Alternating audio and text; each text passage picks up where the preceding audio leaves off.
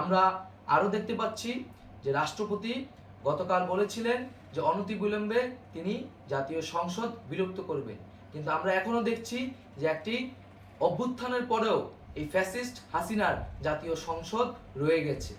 তাই আমরা ঘোষণা করছি যে আজ দুপুর 3টার মধ্যে এই ফ্যাসিস্ট হাসিনার যে জাতীয় সংসদ, সেই সংসদের বিলুপ্তি ঘোষণা করতে হবে।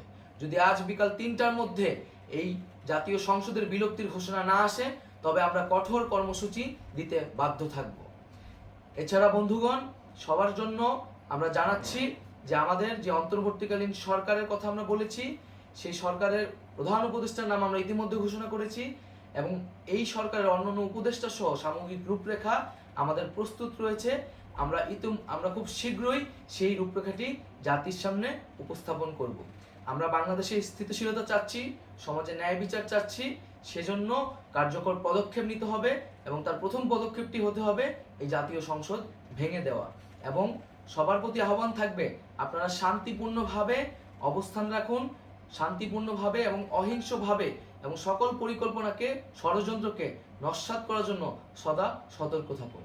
সম্মানিত দেশবাসী ও মুক্তিকামী ছাত্র জনতা, শহীদের রক্তের বিনিময়ে ছাত্র নাগরিকের অভ্যুত্থানের মাধ্যমে আমরা যেই ফ্যাসিস্ট হাসিনার পতন ঘটিয়েছি এবং একটি নতুন বাংলাদেশের আকাঙ্ক্ষা করছি, তাকে নস্যাৎ করতে বিভিন্ন শক্তি ইতিমধ্যে তৎপর হয়েছে এবং নানা ধরনের ষড়যন্ত্র এবং পরিকল্পনা করা হচ্ছে।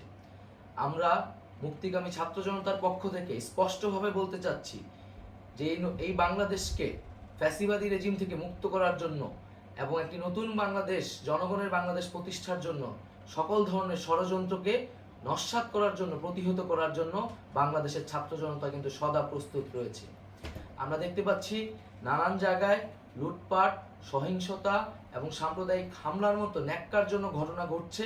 আমরা এর তীব্র নিন্দা জানাচ্ছি এবং আমরা মুক্তিকামী ছাত্র জনতার প্রতি আহ্বান জানাচ্ছি যে এই ধরনের ঘটনাকে প্রতিহত করার জন্য আমাদেরকে প্রস্তুত থাকতে হবে, আমাদেরকে দায়িত্ব নিতে হবে।